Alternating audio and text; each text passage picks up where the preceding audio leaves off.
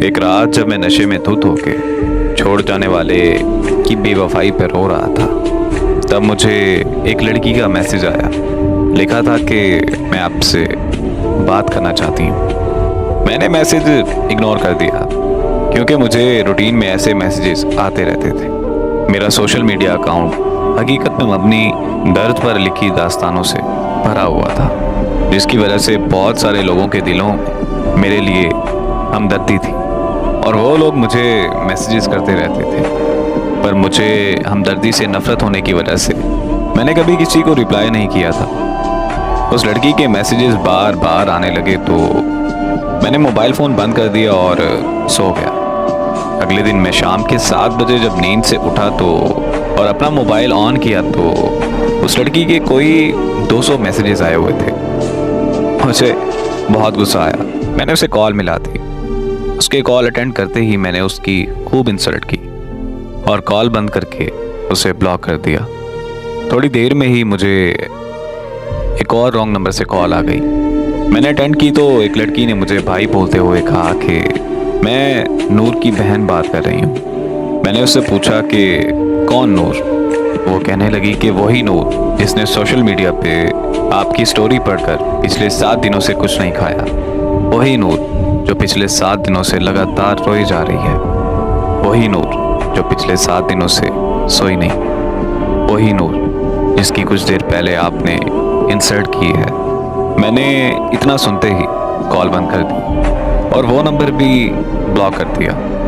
रात को जब मैं फिर से नशे में धुत हुआ तो मुझे अजीब ख्याल आने लगे और एक अजीब सी बेचैनी होने लगी कि आखिर ये नूर लड़की है कौन और ऐसा क्यों कर रही है। तजस्सुस इतना बढ़ गया कि मैंने उसे अनब्लॉक किया और कॉल कर दी। कॉल उसकी बहन ने अटेंड की। मेरे हेलो करते ही मुझे कहने लगी कि अगर नूर को कुछ हुआ तो मैं तुम्हें छोड़ूंगी नहीं। मैंने भी उससे गुस्से में बात करते हुए पूछा कि आखिर मैंने ऐसा क्या किया है जो तुम मुझसे ऐसे बात कर रही हो। तो वो रोते हुए कहने लगी कि नूर को पता नहीं क्या हो गया है, उसे बिल्कुल होश नहीं आ रहा। हम सब उसे अस्पताल लेकर आए हुए हैं। मैंने जब अस्पताल का एड्रेस पूछा तो अस्पताल मेरे घर से 6 घंटे की ड्राइव पर था। मैंने एक दोस्त को कॉल की कि हमें इस्लामाबाद जाना है। मेरा दोस्त आ गया और हम रात के 2 बजे इस्लामाबाद के लिए निकल पड़े।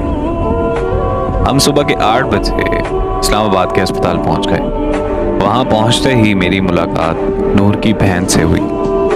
उसने बताया कि नूर को 104 पर बुखार है और उसे अभी तक होश नहीं आ रहा। फिर उसकी बहन ने जो मुझे नूर के बारे में बताया वो सुनकर तो मैं अपने होशो हवास खो बैठा था। आखिर ऐसा कैसे मुमकिन हो सकता है?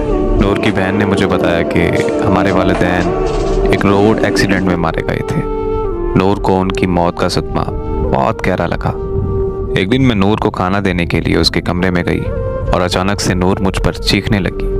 वो कहने लगी कि यहाँ से चली जाओ और मुझे मारना शुरू कर दिया। मैं और मेरे मामू नूर को अस्पताल ले गए। वहाँ जाकर पता चला कि नूर एक दिमागी मर्ज में मुब्तला है। ये एक ऐसा मर्ज है जिससे इंसानी सोच, एहसासात और मुतासिर होते हैं। पर हमें लगा कि बस ये माँ बाप की मौत का सदमा है और कुछ ही दिनों में नूर बिल्कुल ठीक हो जाएगी। तो हम नूर को घर वापस ले आए, लेकिन नूर की हालत दिन ब दिन बिगड़ने लगी। उसकी हालत इतनी ख़राब हो गई कि नूर खुदकुशी करने की कोशिशें करने लगी। हम नूर को फ़ौरन माहिर नफ्सियात के पास ले गए।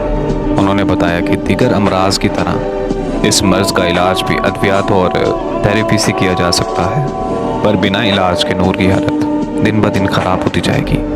अगर मज़ीद देर हो गई तो नूर को पागल खाने में भेजना पड़ सकता है। तो हमने फ़ौरन नूर का ट्रीटमेंट शुरू करवा दिया। 2 साल के मुश्किल तरीन वक्त के बाद नूर बिल्कुल ठीक होकर खुशहाल ज़िंदगी गुजारने लगी।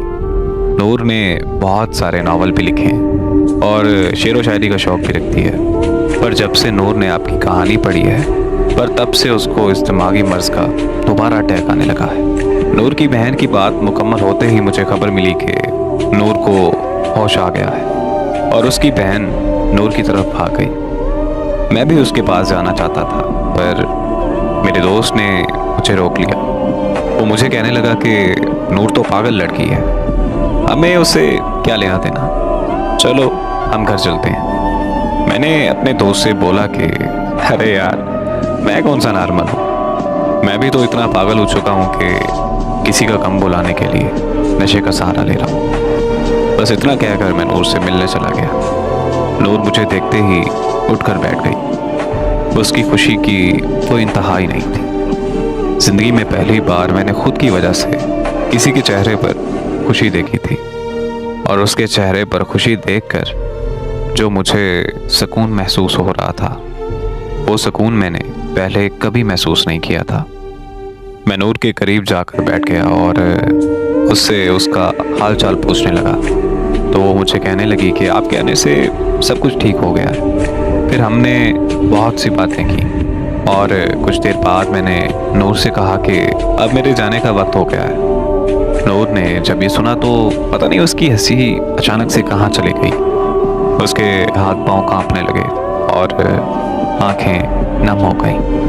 मैंने नूर की हालत देखते हुए अपने दोस्त को कॉल की और उसे कहा कि तुम चले जाओ, मैं बाद में आ जाऊंगा। इतना सुनते ही नूर के चेहरे पर मुस्कुराहट फिर से वापस आ गई।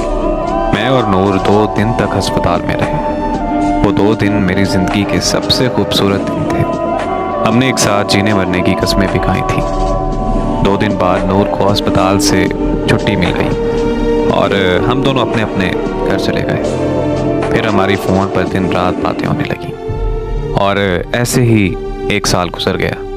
वो जहनी तौर पर बिल्कुल ठीक हो चुकी थी और मैं भी नशा मुकम्मल तौर पर छोड़ चुका था। यहाँ तक कि हमारी शादी के लिए हमारी फैमिलीज़ भी रज़ामंद हो चुकी थी।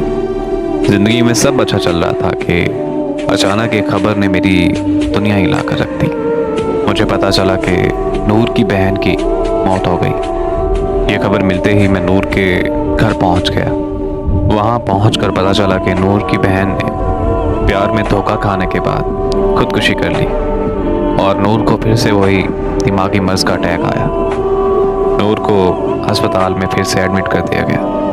वहां नूर के दिमाग की शरीयान फटने से नूर को ब्रेन हेमरेज हो गया और 6 दिन बाद नूर की भी मौत हो गई।